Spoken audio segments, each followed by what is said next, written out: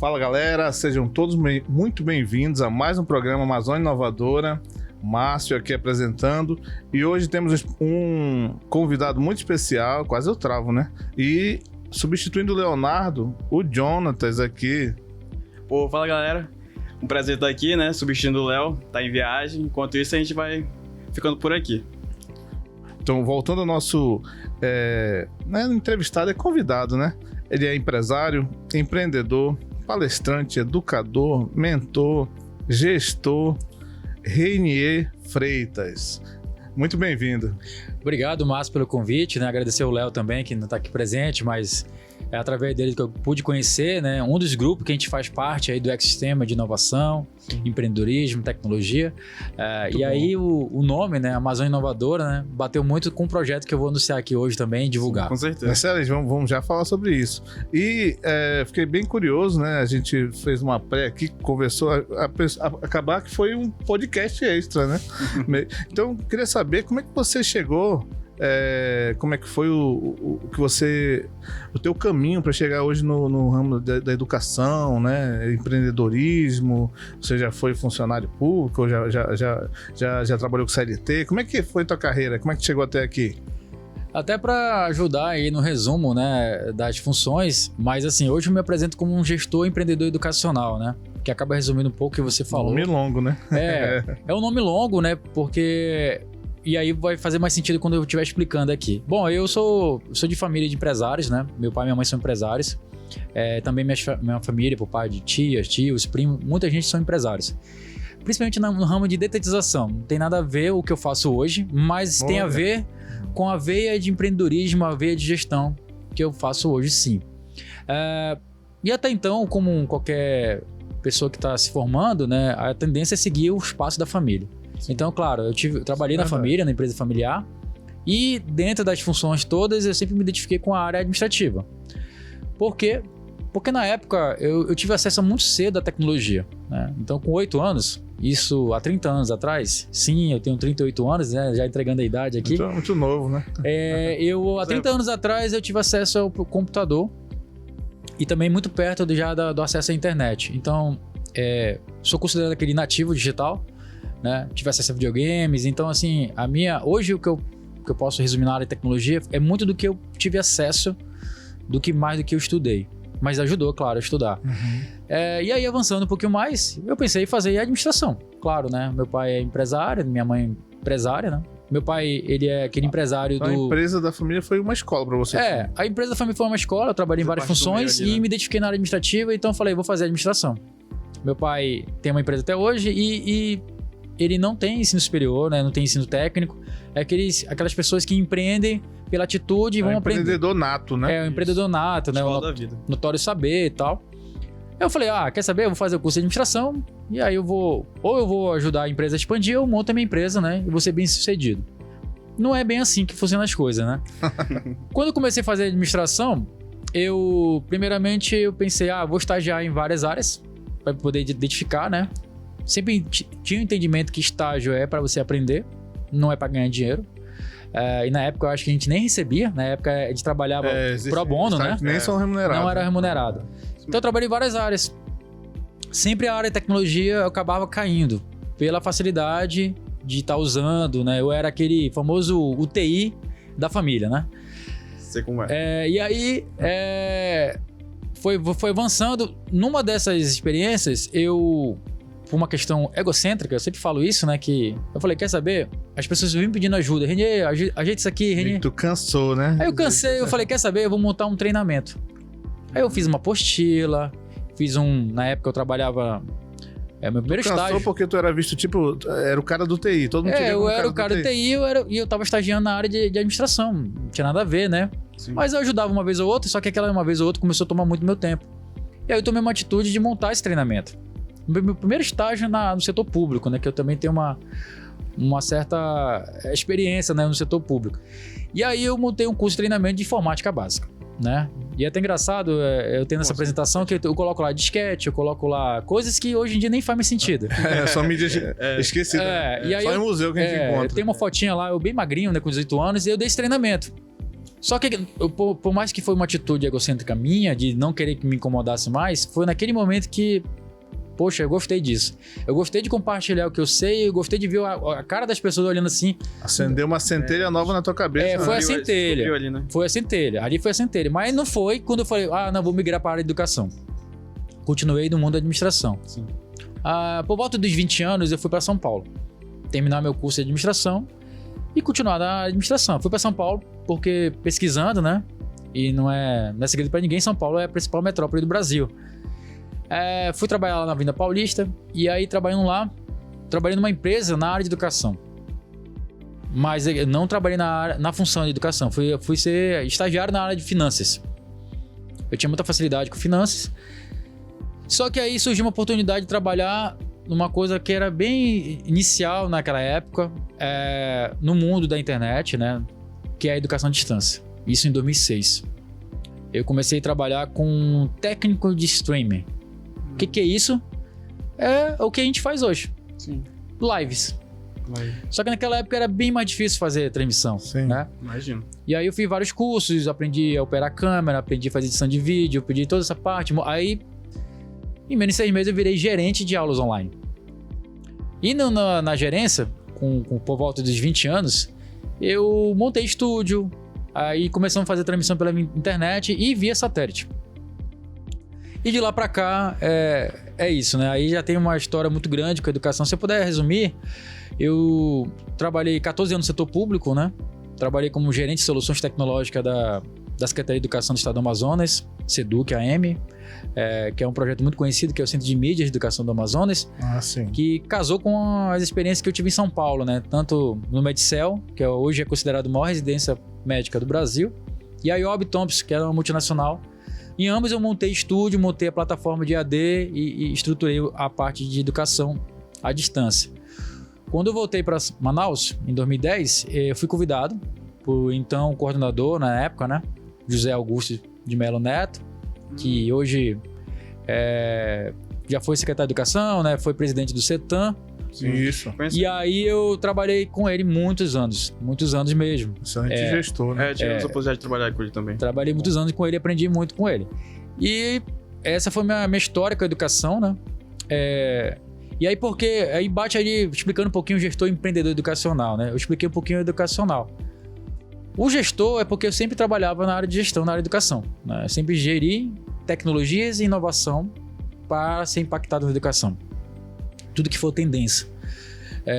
O lado do empreendedorismo surgiu uma coisa naturalmente, conforme você vai fazendo o projeto e tendo visibilidade, as pessoas perguntam, né? Olha, você não pode fazer esse trabalho aqui comigo e tal? Foi quando eu montei uma empresa de consultoria. Aí veio a empresa de consultoria, né? Que na época era Stream Manager. Por que é Stream Manager? Porque eu era formado em streaming e porque manager é gestão. Sim, né? E aí eu botei Stream Manager. Né? Como todo empresário, eu comecei como um autônomo. Fiz a marca, fiz tudinho, fiz site, mas não quis fazer CNPJ.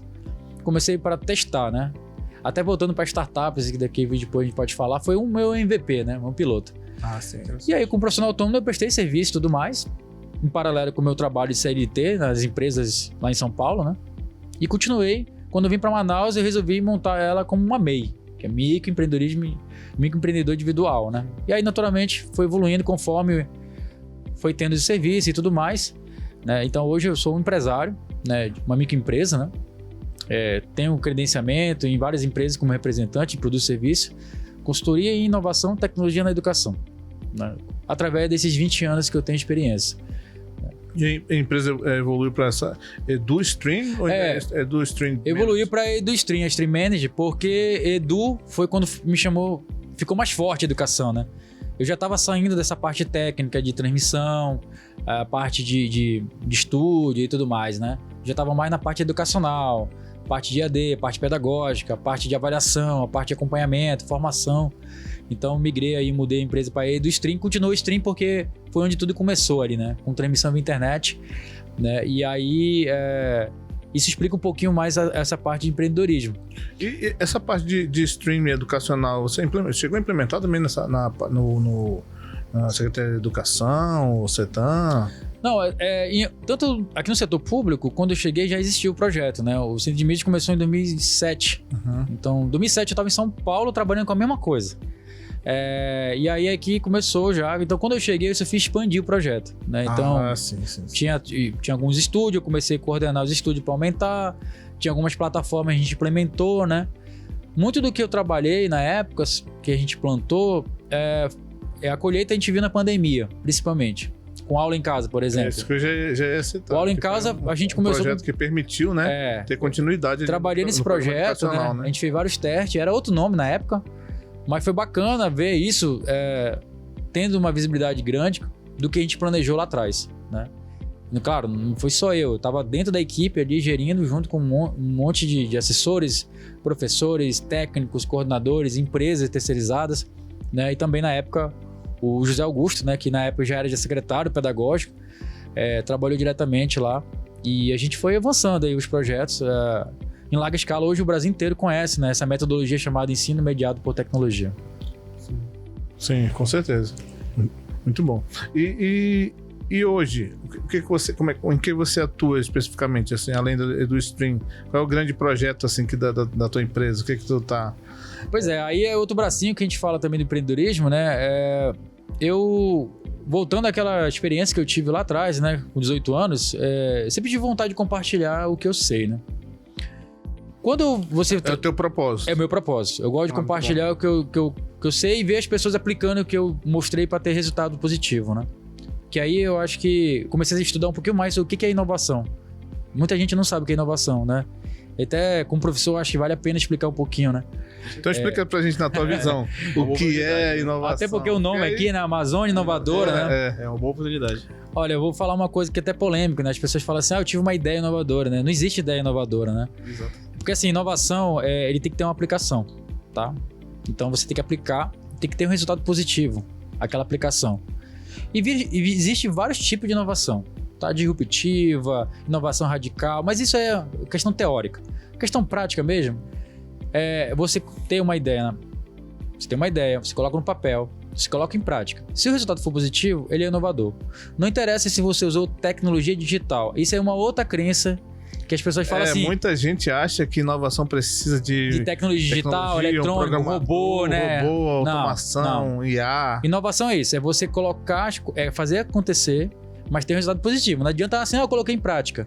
Fiz uma roda quadrada, né? E aí, hoje em dia, a roda quadrada faz sentido. É um retrocesso. É um retrocesso, né? Faz sentido? Não, eu coloquei em prática. Até o meu aluno falou, professor, eu coloquei em prática, mas não tem resultado positivo, não tem impacto. Então não é inovação. Pode ser uma invenção, né? Pode ser outro tipo de termo. Pode ser uma péssima invenção. Uma péssima invenção, né? E a invenção é isso também, né? Tem muitas invenções que não faz sentido um monte de vezes, e aí por isso que foi, não, essa invenção teve sentido, aí é uma inovação, né? E então é isso. A outra crença que eu queria falar também é deixar claro que muitas inovações não dependem da tecnologia digital. Sim. Mas toda inovação depende de tecnologia. E aí vai um pulo do gato. Tecnologia é tudo que a gente usa. O copo que está aqui do meu lado é uma tecnologia. Porque houve um estudo técnico para poder ter a pegada aqui da mão para não vazar água. Então tem tecnologia. Todo lugar tem tecnologia. A manipulação do vidro. Manipular, né, a areia. Não existe inovação sem tecnologia. A tecnologia de maneira geral que eu tô falando. Não digital, não eletrônica, né? Que as pessoas, quando a gente fala tecnologia, imagina já um robô, um computador. E claro, com as startups, com essa onda de boom de aplicativos, quando você fala startup, eu falo, qual é o teu aplicativo? Também é outra crença errada, né? Mas isso é um papo bem amplo, né, de startup, mas só para resumir, voltando à pergunta do Márcio, qual é o projeto hoje que é a tua menina dos olhos? Para mim é esse aqui, né, que eu tô até com a camisa, né? Edu Inovan, até fazendo uma brincadeira aí, Amazônia Inovadora.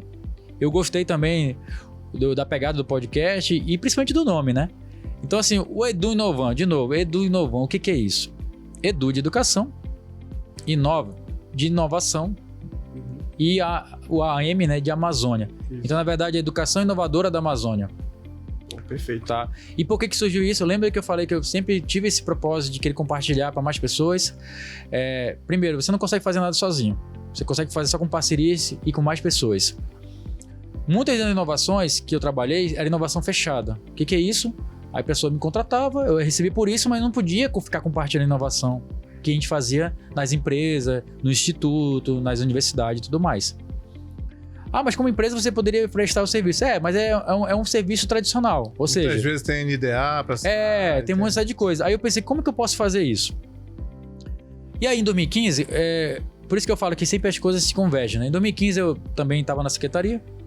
Eu fui convidado para montar a primeira comunidade de educadores Google, chamado GG, no Norte.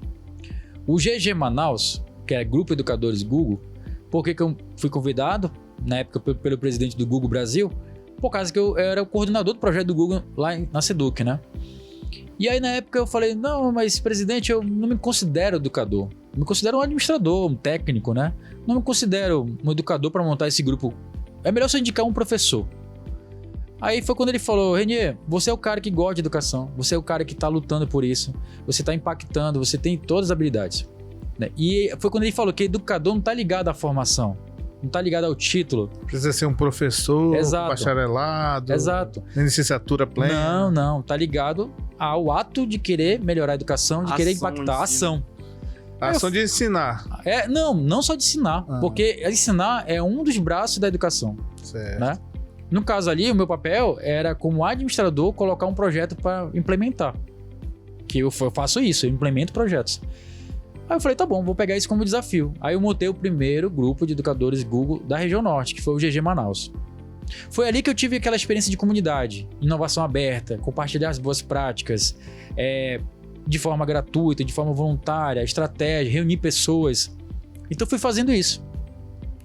Só que quando foi em 2017, de novo, né? Eu acho que quando você...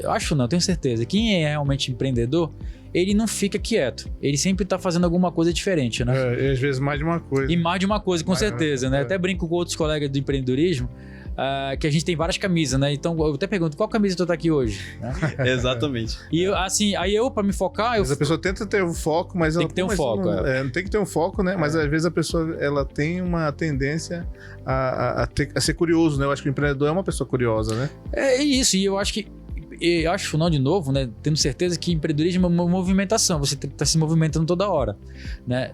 E aí, com 2017 eu peguei assim, quer saber? Tá ótimo esse projeto do Google, eu posso continuar fazendo. Eu mobilizava cerca, na época, como líder, e ajudei a nomear outros líderes, cerca de 100 a 300 pessoas por evento. Fora as atividades no marketing digital, redes sociais e tudo mais, mas presencialmente 100 a 300 pessoas, né? Do Amazonas inteiro. Inclusive fizemos uma edição em Manacapuru. Só que em 2017 eu pensei assim, quer saber? Por que não fazer algo nosso? Por que não fazer com a nossa identidade, com a nossa marca? A mentalidade de empreendedor também. Né? Não tenho nada contra o Google, pelo contrário, eu tenho várias certificações do Google, eu sou conhecido... uma plataforma maravilhosa. Eu sou conhecido como Google Boy, né? Eu tenho certificações e tudo mais, eu gosto, eu uso essas ferramentas. É gigantesco. Mas eu acho que a gente pode ter sim uma identidade nossa. Foi quando nasceu o Edunovan. Na época era Educadores e Inovadores do Amazonas, né? E por que inovadores também? Porque eu fiz uma certificação na época do Google, que era o Google Innovator. Eu tinha todas na época, né? E essa certificação era a terceira vez que eu tava tentando. Aí eu não consegui de novo, né? Porque o Google entendeu que eu não era bem um professor. Talvez eu não... Aquele professor de sala de aula, né? Um educador. Uhum. E aí eu falei, quer saber? Eu vou mostrar pra eles também que eu posso montar alguma coisa. Foi quando eu deixei de ser líder de GG Manaus, continuo o GG Manaus, né? Eu sempre compartilho também. São amigos que estão continuando o trabalho, continuo com o engajamento. Mas eu resolvi focar em algo nosso, algo personalizado. Aí nasceu o do Inovão. Que também fazia quase as mesmas coisas, né? Realizava encontros, workshop, palestra, oficina. Aí tem várias estratégias de reunir pessoas. Nossa, muito legal. Mas a diferença do GG primeiro que ele era estadual, né? Na época, né? Em 2017. Sim. Mas em 2018 se tornou norte, porque várias pessoas começaram a participar de outros estados. Aí virou Amazônia. Mas esse é um grande diferencial. O GG ele pensa por cidade e a gente pensa pela região. Outro grande diferencial é que a gente não tem uma bandeira tecnológica. Sentido. O GG só deveria falar, claro, mais das ferramentas do Google, né? Sim, direcionado, né? Direcionado. E fala de AWS, tem Microsoft. Exato. Eu, como uma pessoa da área de tecnologia, eu sei que tem outras soluções. Não existe uma solução única para tudo, né? Existe a necessidade do cliente, do usuário, e a gente vai buscar a solução. Nesse entendimento, eu fiquei mais aberto ao projeto. Eu poderia fazer qualquer bandeira. Foi quando a gente fez evento com a Microsoft, a gente fez evento com Hoje, eu estava fazendo as contas antes de vir para cá, mais de 300 parceiros ao longo de 7 anos, né? São 7 anos de projeto, de comunidade. Hoje é um negócio de impacto social. Ele foi evoluindo. Ele começou como uma comunidade, começou como um grupo de WhatsApp, foi evoluindo para pequenos encontros, lives, e aí foi expandindo, né? Foram mais de 300 atividades. Esses encontros que você fala são lives, são streams que você faz ou são presenciais? Pois é, encontro. Eu acho que vale uma aspa aí. Eu peguei também uma experiência de um outro projeto que eu trabalhava, que atuei, ainda ajudo, né? Mas não como ativamente fazer, que é a comunidade de startup de Arequi Vale. Eu participei muito tempo como... Com o Daniel, né? Com o Daniel, com a Gláucia, Marcelino, né? Um abraço pra eles aí, Olinda. Participei muito, né? Em 2015 conheci a comunidade, foi no mesmo período que eu tava criando o GG Manaus, e eu gostei da pegada de Arequi Vale. E aí eu pensei, como é que eu faço para unir a pegada de startups, que é os meetups, a negócios, gerar, sabe, essa pegada de inovação de startups com a galera de educação. Meio que foi uma fusão do GG Manaus com o Arequi Vale e nasceu o do Novan, né? Então, voltando para o encontro na verdade era um meetup. Só que a gente falava para educadores, até para por uma questão também de valorizar a língua portuguesa. Eu também gosto de valorizar a língua portuguesa e os educadores gostam também, né? Diferente do pessoal da tecnologia que gosta de palavras de inglês americanas. Usa sem perceber. Vai usando, né? Perceber. Porque é tendência, talvez é modinha. Mas na educação a gente gosta de traduzir isso. Então a gente traduziu o meetup, que é encontro. Sim, e tinha a bom. mesma pegada. Só que a diferença é que a gente fazia um engajamento, perguntando para a comunidade qual é o tema que vocês querem que a gente fale. E aí o pessoal votava, né, no WhatsApp e a gente trazia um especialista para falar do assunto. Na época, o primeiro meetup, em 2018, foi metodologias ágeis. Olha que coisa, né? E isso foi uma quebra de paradigma, porque metodologias ágeis é muito para galera de tecnologia e de gestão. Mas o que o pessoal de educação tem a ver, né? Eu acho que tem tudo a ver. Tem tudo a ver. Quem trabalha com gestão de projetos, né? Sim, até vou mandar um abraço aí pro Lucas, né, que foi o nosso primeiro aí facilitador, né? Hoje ele mora em São Paulo, né? Que ele é um especialista da parte do Agile. E aí como eu frequentava outros ambientes, e isso, como meu papel, eu faço um duplo papel, né? Eu frequento outros ambientes que teoricamente não é da bolha da educação, para ver se eu consigo converter para cá. Ao mesmo tempo, eu faço uma espécie de headhunter da educação, que é o quê? Eu fico verificando o que tem de boas práticas ocorrendo na região. Seja educador, seja projeto, seja prêmio, seja edital, seja vagas, para a gente pegar e compartilhar as boas práticas. É um trabalho difícil, porque é um trabalho de curadoria manual, assim, né? Hoje, com a inteligência artificial, eu tô procurando desenvolver alguma coisa nesse sentido. Facilitar o processo, né? Mas é muito do feeling da pessoa, né? É difícil eu passar minha experiência de 20 anos para uma inteligência artificial e falar, agora procura educadores e temas nesse assunto. Você pode treinar um GPT, mas é muito personalizado. É muito do feeling. Você bater o olho assim e falar assim, pô, esse cara aqui é um educador. Mas Renier, esse cara aqui é um militar, mas não tem nada a ver a formação dele. Ou então, como já aconteceu de crianças que a gente compartilhou como educador inovador, porque ele compartilha realmente prática de educação, né? Então foi isso, né? Os encontros foi uma estratégia, uma das primeiras estratégias que a gente usou para reunir pessoas, falar de educação, né? E deixar uma perguntinha. E agora? O que eu faço com essa fala? Porque a diferença dos encontros, dos meetups também, conversa ali, faz o network, fazer network também, claro, né? Mas faltava assim, tá, e aí? Conversamos sobre isso, sobre o problema do salário do professor, o problema dos alunos não estar prestando atenção na aula. Onde essa conversa vai chegar? Onde vai chegar? E aí foi surgindo outros projetos, como a oficina do Novan. Renier, você falou sobre metodologias ágeis, o cara deu uma palestra ótima, mas eu queria aprender isso, como que eu faço? Aí curso de Scrum. Aí trouxe pessoas, trouxe tudo, fizemos oficinas lá. Aí, depois foi para exposições. A gente ainda faz exposições nos principais eventos hoje aqui na Amazônia, né? E, enfim, são várias estratégias, mas no resumo, né? Inclusive na pandemia, a gente bateu recorde de lives. E essas oficinas são privadas? Ela tem financiamento? Não. E isso é uma coisa que as pessoas sempre perguntam, como é que tu consegue manter isso funcionando, né? A gente não cobra nada. A gente convence o facilitador que ele vai compartilhar lá a sua experiência, ele não vai cobrar, mas a diferença é que ele vai poder divulgar lá o seu negócio no final. Então ele ganha, eu coloco ele no meio de pessoas de tomada de decisão, não só professores, não estou menosprezando professores, mas assim, Às vezes o professor ele não tem poder de decisão numa escola. O professor anda muito na ponta, né? Da E aí, gestão ali. quando eu falo para ele que tem diretor, tem reitor ali participando, tem coordenador, ele se interessa e, é claro, ele vai divulgar seu trabalho. E aí deixa o contato lá, e nisso uma escola ou outra contrata. Então ganha os participantes. É como se fosse uma rede do bem ali. Isso, Você é faz um hub, oficina, é um hub que eu conecto, né? Ah, sim. Os usuários ganham, porque eles têm acesso a um conteúdo de ponta de forma gratuita. Os facilitadores, que são empresas, ganham porque divulgam os seus produtos. E a gente ganha porque as pessoas falam assim, poxa, eu conheci isso através do Edunovan. A gente não ganha financeiramente, mas a gente ganha por escala, né? Hoje, se você perguntar assim, Renier, poxa, vocês precisam fazer um evento, como é que vocês conseguem espaço? Hoje a gente consegue qualquer espaço e estrutura que a gente quiser. Seja em universidade, faculdade, escola. Bora organizar um evento, a gente consegue. Porque a gente tem já carta branca com as pessoas que a gente fez trabalho, né? E eu até falo assim, o fim não é comercial, mas pode ser, o fim não é comercial. Na verdade, o objetivo não é comercial, mas o fim pode ser comercial. Exemplo. Pode gerar negócios, né? Gera. Pra mim, gerou muito negócio pra minha empresa. Sim. E eu nunca divulguei minha empresa na comunidade. E olha que coisa engraçada. Não foi necessário, né? Por que não foi necessário? As pessoas chegam naturalmente comigo e perguntam, Renier, tu divulgou um link lá sobre inteligência artificial na educação e tal. Tu conhece alguém que pode falar isso pra ele? Eu preciso de um palestrante. Aí eu falo, olha, minha empresa pode falar sobre isso. Eu tenho uma empresa que faça.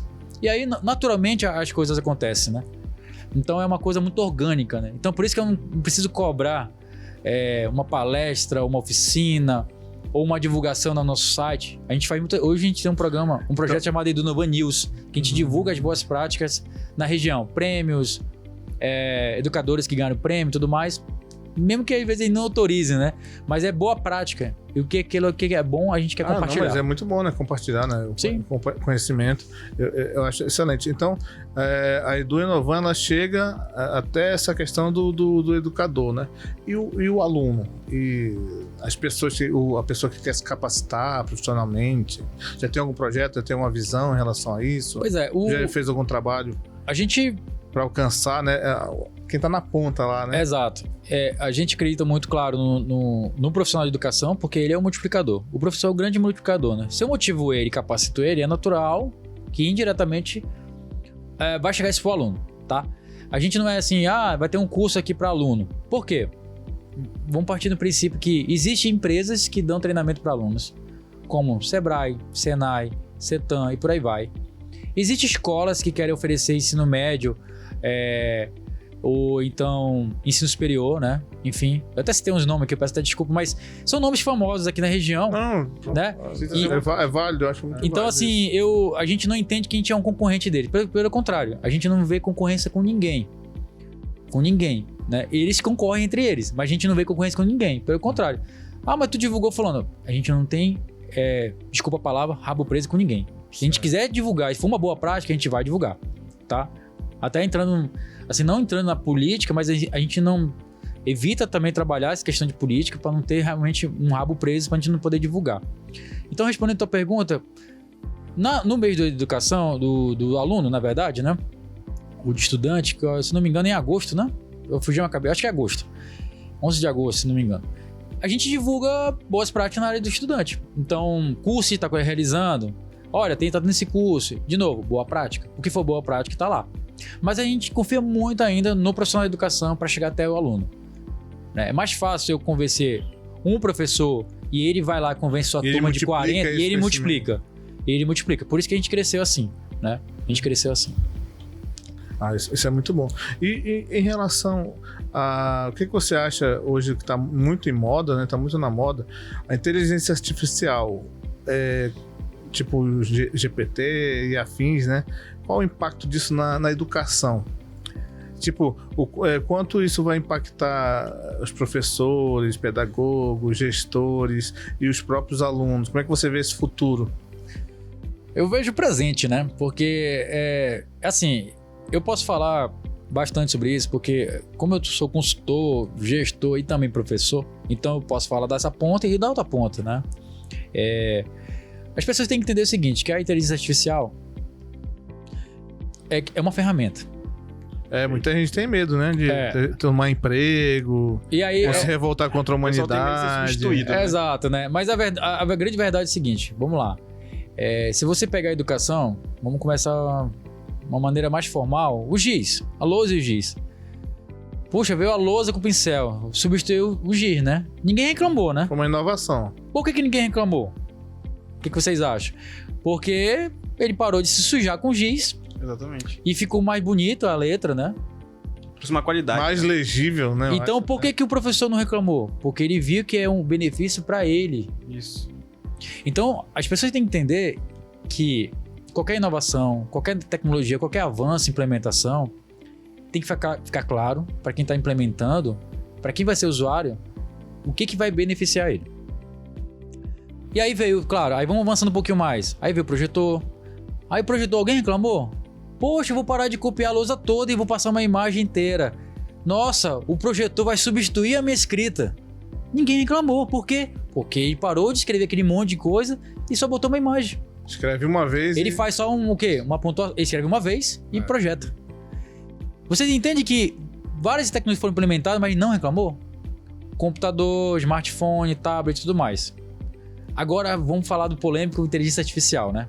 O ChatGPT, claro, é uma das plataformas milhares que existe, tá? Sim. Sim. Primeira coisa, inteligência artificial existe já há mais de 50 anos.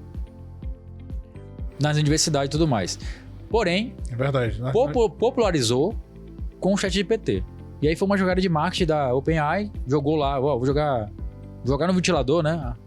E aí vamos ver o que acontece. Foi uma jogada de marketing que aconteceu, parecia comprado pela Microsoft, tem uma historinha aí, tá? Mas falando pro usuário final,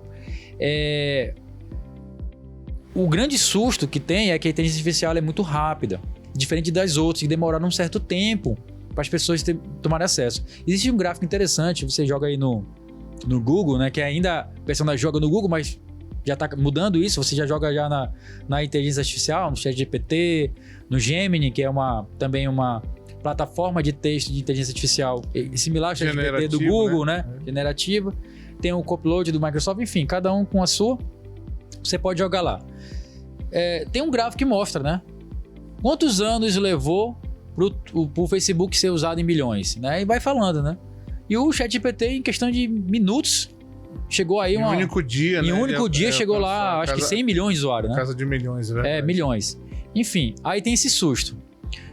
Essa conversa que a tecnologia digital, eletrônica, vamos deixar mais claro, vai substituir o ser humano, isso aí não é de hoje, né? Vamos falar dos filmes ficção científica, né? Exterminador do Futuro e tal, isso já tem, é muito tempo já tem. Vamos falar assim na Revolução Industrial, aí voltando ao papel de professor, né? Revolução Industrial 1.0, 2.0, 3.0, 4.0, já tinha essa discussão. Sim. Teve e foi ocorrendo. O quê? Aquele trabalho manual que um ser humano fazia, a máquina começou a fazer de forma mais rápida, mais certa, sem reclamar, né? E aí aquela pessoa que não se atualizou, pô, mas eu só sei fazer isso. O outro que se atualizou, que é ajeitar, parafuso, né? Esse braço robótico, prestar manutenção. esse não ficou sem trabalho. Mas aquele que ficou não, eu só faço isso, esse foi substituído. Em resumo, o ser humano, não vou nem falar profissional, o ser humano que não, né, usar, não vou falar dominar também. Isso é uma coisa que eu não gosto que fale assim. Eu até falo para meus alunos, não fale que você domina a tecnologia, tá? Você é um usuário. Dominar é uma palavra muito forte. E dominar quanto tempo? Você domina em 1 minuto. Depois, no seguinte minuto, já mudou tudo, tá? Então você é um cara que é um usuário, um cara que tá pesquisando, tá ali, tá usando, beleza. Então você tem que estar usando. Então hoje, se um profissional, uma pessoa que não usa tecnologia digital, eletrônica, como inteligência artificial, vamos falar um pouquinho mais assim, moeda digital. Quem tem moeda digital? Faz uma pesquisa, pouca gente tem. E você não está habituado, né? Você vai ser substituído para quem usa. É simples assim. Agora, o medo, ele não se reflete na realidade. Eu falo isso porque eu já estou lá na sala de aula, eu vejo. Quando você vai para lá na sala de aula, existe 2 tecnologias que existem já mais de 30 anos. Eu vou dar um chute aqui porque realmente eu tenho que pesquisar. Mas mais de 30 anos. É a aula com projetor e PowerPoint. Se você acabar hoje com o projetor e o PowerPoint, aí tu vai ver uma revolução na educação. Todas as aulas são assim. É a famosa aula conteudista. O professor fala, ainda tem a metodologia, tá? Que é uma outra coisa que a gente pode discutir. Ele fala, ele projeta, o aluno copia. Esse ainda em sua grande parte, a educação. Principalmente no Brasil, tá? Sim. Em outros países eu não posso falar com propriedade, mas no Brasil com certeza. Ah, mas Renier, ali na escola tal, usa metodologia ativa, usa robótica, usa make. É uma pequena parcela. Então, quando eu falo em inteligência artificial, nós temos que entender o seguinte, tem que ter toda uma estrutura para um ambiente tecnológico para que ocorra isso. Ah, mas todo aluno tem um smartphone. Mas muitos deles, às vezes, não tem internet, né? Muitos deles, quando você vai para um ambiente, e eu tentei de tudo que é forma em um local da aula, não pega o sinal de Wi-Fi, não chega nem rede móvel. A gente E aí precisa de internet livre para todos, né? Você fala assim, todo mundo tem internet. Será? Já experimentou dar aula no interior do Amazonas? Eu dei muita aula no interior do Amazonas. É um desafio. Então é um desafio. Então as pessoas falam muito assim, eu até pergunto assim, qual é o local que tu tá falando? Qual é o momento? Tu tá falando onde? Na Coreia do Sul? Tá falando na Alemanha? Tá falando na Suécia? Tá falando na Finlândia? Ou tá falando lá em Alvarães, Uricurituba? Ou vamos pra comunidade sagrada de família, que é lá, né? Indígena. Vamos falar um pouquinho mais. Tá. Então, eu morei em São Paulo. Talvez chegam mais perto de uma grande metrópole, assim, mundial, mas é uma grande metrópole. E usei lá a estrutura. Assim como eu também tive essa realidade lá numa comunidade indígena. Então, inteligência artificial não é para assustar. Até porque, assim, todo mundo está usando, mas de maneira curiosa. São poucas pessoas que estão usando assim de uma maneira produtiva. Usando como uma ferramenta como produtiva. Uma ferramenta produtiva. E eu ainda vou além. São poucas pessoas ainda que estão usando de maneira para negócios. Né? Então, assim, vamos lá. Nós estamos no PowerPoint projetor ainda. Muita gente não usa cultura make, muita gente não usa metodologia ativa, muita gente não usa robótica, muita gente não usa educação financeira, educação digital. Tem vários passos para eu ficar meio assustado pela inteligência artificial, né? Então, algo mais básico. Por exemplo, o que tu acha desse modelo ainda, eu acho que mais que centenário, né? De se aprender. Esse modelo professor ali na lousa e o aluno na cadeira. O modelo mais centenário, você acha isso ainda efetivo hoje? Ou a gente precisa remodelar isso aí? Aí eu vou ser sempre aquele cara, depende. Vamos lá. Isso tem um tabu, tá? Quando você fala aula conteudista, que é aquele que você fala, em algum momento é necessário. Tá? Não é que é errado, ele é necessário. Uhum. Tá? Principalmente na parte teórica. Por exemplo, em algum momento... Mas isso é uma crítica minha com relação à ementa no modo geral. Tem muita parte teórica, né, e não coloca em prática aquilo. Você falar assim, quando foi... aquele empirismo, né? Por exemplo, quando foi criado o empreendedorismo? Aí tem lá, 1800 bolinha, começou o conceito e tal. É legal. Mas pro aluno que vai empreender, para isso não interessa em nada. Para quem vai empreender, não interessa para nada eu saber quem inventou a teoria tal. E eu sou professor de empreendedorismo, não tô falando isso. Mas como a ementa vem, eu tenho que dar essa aula. Tá? E nesse momento, eu não tenho como criar metodologia ativa, vamos trabalhar em grupo, eu tenho que passar a teoria. Eu sou obrigado a passar pela ementa. Os professores são obrigados, eles podem mudar a metodologia, sim. Mas nesse momento, ele vai ter que ser conteudista. Aí eu cheguei lá na parte do modelagem de negócio. Aí sim. Modelagem de negócio, eu vou falar para eles montarem um grupo, terem uma ideia, e vou pedir para eles rascunharem aqui. Aí eu consigo colocar práticas, estilo de oficina, design thinking e tal, Canvas, tem várias ferramentas aí que a gente sabe do empreendedorismo. E aí, assim, Márcio, isso depende muito. Infelizmente, por exemplo, a educação básica pública, do qual eu tive bastante experiência, as salas são lotadas. Né? Você tem algumas imagens aí, você vai no TikTok e pesquisa lá, né? Tem salas na universidade, hoje, faculdades privadas, que tem cadeira na frente do professor, de tanto aluno lotado. Porque elas estão preocupadas em faturar, e os alunos estão preocupados em se capacitar. Ou, entre aspas, né? Só ter o certificado. Eu acho que é só ter o certificado, porque, sinceramente, não tem como aprender com esse monte de gente. Essa educação em massa, ela é um reflexo, uma sequela da Revolução Industrial. De você capacitar em linha de produção, que é o quê? Eu vou colocar o máximo de gente aqui, eu vou capacitar e vou jogar pro mercado. Só que o mercado, ele é muito crítico. Chega lá, tu não sabe fazer uma coisa, tu é eliminado no currículo. Exatamente. Né? E não adianta. É o teu currículo que vai deixar tu trabalhar ali. Exato. E a grande crítica que eu falo pra que capacitar tanta gente? Vamos capacitar com qualidade, vamos diminuir esse escopo, né? Uhum. Porque, essa é uma equação simples, porém é difícil de compreender. Vamos lá. Eu tenho várias pessoas se formando e várias pessoas desempregadas. Tem alguma coisa errada aqui, né? Tá entrando muita gente capacitada, formada. Entre aspas, né? mas é uma formação tradicional. Porque se você pega assim, poxa, você fez uma certificação, você fez um curso livre, principalmente, por que as grandes multinacionais estão optando para pessoas que têm mais cursos de capacitação rápida do que graduações e tudo mais? Vamos lá. O mercado é rápido, né? Isso. Então você tem que se atualizar. Não adianta eu te ensinar aqui, olha, Márcio, eu vou te ensinar aqui e tal, aí eu chego lá para ti, eu te ensinei PowerPoint, né, slide, beleza. E aí uma inteligência artificial, você vai lá, você coloca um comando, por exemplo, o Gamma App, né?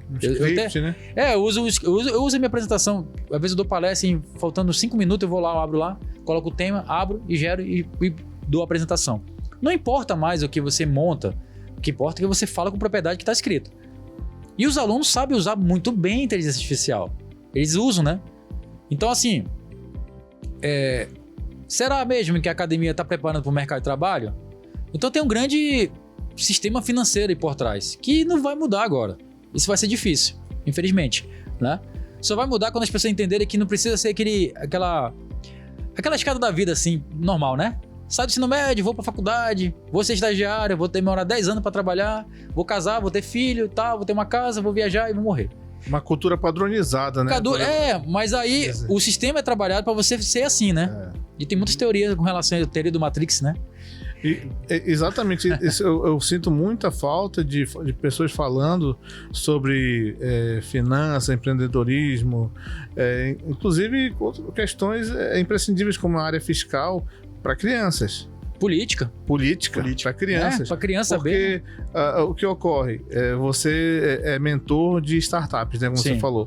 Uma coisa que a gente já detectou é que nós mesmos, né, a gente que também empreende, quando você está estudando, a tua realidade ela é muito diferente daquela que quando você pensa em empreender.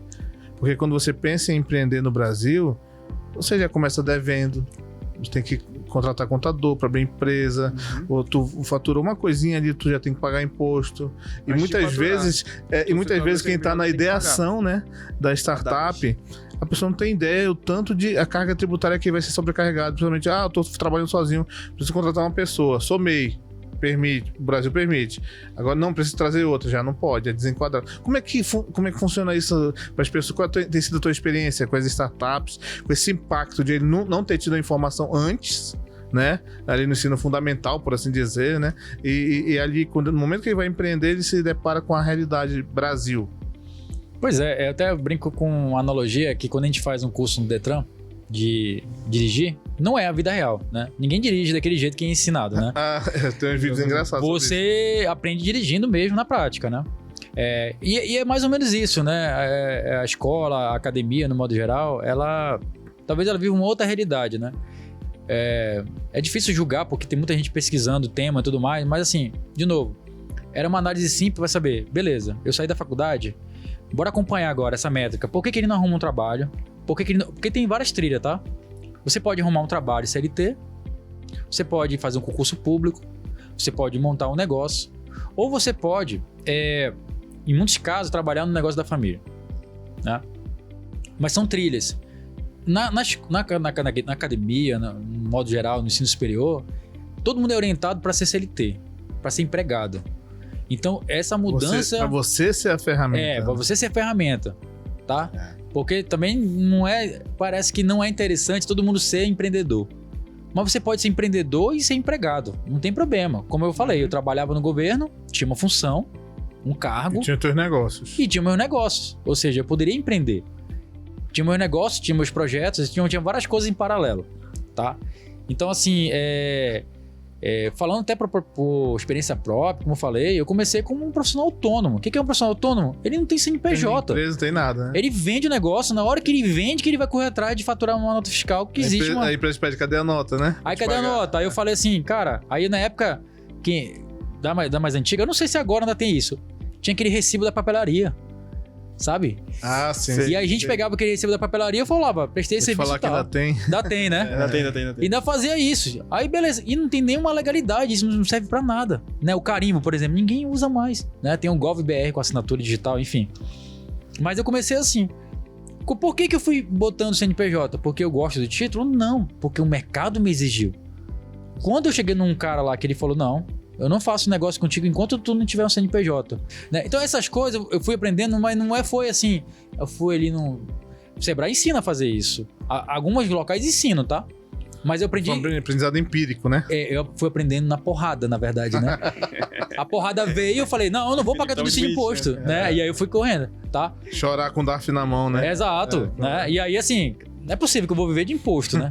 E aí foi falando. Então, pra resumir aí pra pessoa que tá ouvindo, é o seguinte, não tenta aprender pra porrada como eu aprendi. Pô, o Sebrae... Eu gosto de falar do Sebrae... Eduque-se, né? Educa.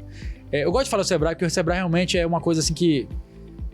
apesar de ter concorrência, mas ele é um órgão respeitado, de referência, né? Não é porque eu sou instrutor, consultor lá não, mas assim, tem ótimas apostilas lá que fala todo o beabá. Mas você vai ter que estudar. Ou você estuda, ou você vai aprender na dor. Ou paga quem sabe, né? Ou vai pagar quem sabe. Ó, tô aqui como consultor, quem quiser montar um negócio aí, orientar, tô aqui. Aí, ó. Mas tem 3 caminhos. Ou você aprende estudando, que foi o meu caso, mas eu aprendi na porrada também, né? E tive que estudar. E também teve um momento que eu tive que pagar pra alguém me ensinar. Porque uma coisa chamada tempo é o bem mais valioso que você tem, né? Eu ficava, quer saber? Eu não vou ficar me matando por isso. Eu vou pagar alguém e eu falar, ó, corre atrás disso. Enquanto eu for correr em coisas mais importantes que eu posso fazer. Pertinente aos teus negócios, né? E até essa mentalidade é algo pra gente, vamos dizer, é difícil, né? No começo a gente é muito apegado com o negócio. A gente é muito centralizador e a gente é muito assim, eu quero economizar tal. Aí depois tu pensa, mas aí tu não é vale empresário, você é eu empresa que eu chamo. Você é eu empresa. Você quer fazer tudo, você é um comercial, você é o técnico, você é o cara que paga a contabilidade, você quer fazer tudo. No começo dá, e tem que ser feito mesmo, tá? Mas se você quiser escalar e falando de startup, você vai ter que chamar parceiros, sócios, contratar pessoas e tudo mais. Né? Dividir pra conquistar. Exato, dividir pra conquistar. Gostei aí, né? O cara já quer... O Gengis Khan, isso aí que a gente falou foi... Pra guerra lá, né? Parece o Gengis Khan falando, né? Mas é isso, né? Eu acho que a gente tem que... Para escalar, a gente tem que realmente... não dá pra crescer sozinho, né? Poxa, o Kleber já tá me apontando ali. O nosso tempo tá chegando ao fim. Mas queria fazer um agradecimento, né? O Renier Freitas. Agradeço, foi muito bom as tuas informações. E agradecer o Jonathan também, que foi o nosso co-apresentador hoje. E queria que você tivesse a oportunidade de falar pro teu público, deixar as tuas redes sociais, link. Pode falar, o Kleber vai colocar bem aqui, ó. Fala diretamente com o pessoal, a tua mensagem, né? Do teu propósito, do teu legado. Qual a mensagem, a dica que você dá para quem tá te ouvindo? Tá ótimo. Primeiro eu quero agradecer novamente pela oportunidade, né? Tá falando de educação, falando de inovação, tecnologia, empreendedorismo, essa parte social, né? Que é um dos pilares do que eu trabalho, o propósito que eu faço. Hoje o meu propósito é inovar a educação na Amazônia. Eu sou um amazonense, eu acho que só através da educação pode mudar tudo, tá? E em qualquer área mesmo, no modo geral. Para quem quiser me acompanhar um pouco, aí eu tenho, de novo, as bandeiras que eu disse aqui, né? Minha parte pessoal, meu Instagram, todas as minhas redes sociais, na verdade, ela é Renier Freitas. Tá? Renier é um palíndromo, né? Dando uma aulinha aqui. Ele lê de trás para frente, Renier Freitas. No Instagram, Facebook, TikTok, LinkedIn, tudo é Renier Freitas. Também tem um site que é renierfreitas.com. Lá tem todas as minhas palestras, mentorias, onde eu passei e tudo mais, e contato, que você pode falar comigo. Também eu tenho a minha empresa de consultoria, que é a EduStream. Lá eu falo um pouquinho mais dos produtos e serviços que a gente oferece, né? Também tem lá os contatos. Caso você queira escrever um projeto de alto impacto, vários projetos que eu já desenvolvi, não só para o setor público, mas para a empresa privada, também posso ajudar você a também migrar para o meio digital, né? Que é um grande desafio, né? Como levar a educação inovadora para o meio digital? Então posso te ajudar aí com 20 anos de experiência e formação que eu venho estou sempre estudando, eu sou um eterno aluno, é isso, né? A gente tem que estar sempre estudando. E aí, por último, né, não menos importante, né, até fazendo um respeito à camisa que eu estou usando aqui, a Edunovan. A Edunovan é a educação inovadora da Amazônia, é um negócio de impacto social, a gente faz muitas ações, todas são gratuitas, basta você acompanhar nossas redes sociais de novo. Todas as nossas redes sociais aí do Novan, Instagram, Facebook, YouTube, né? A gente está com mais de 2.300 inscritos no canal do YouTube, a gente quer chegar a 2.500 aí, contamos com vocês. A gente vai voltar aí com as lives. Hoje a gente está com mais ações estratégicas nesse nosso 7º ano que a gente vai completar, né? Ano passado a gente fez uma ação grande com a Campus Party, a gente levou mais de 50 atividades, 50 palestrantes do Amazonas, da Amazônia para todo o Brasil, para todo mundo, né? Porque a Campus Party é um evento internacional. E quero agradecer novamente aqui o contato da Amazônia Inovadora, né? Que aí eu até estou confundindo com o nome do nosso projeto aí do Novan, que faz tudo sentido. Obrigado. É isso aí. Então, nos vemos no próximo programa Amazônia Inovadora. Até mais.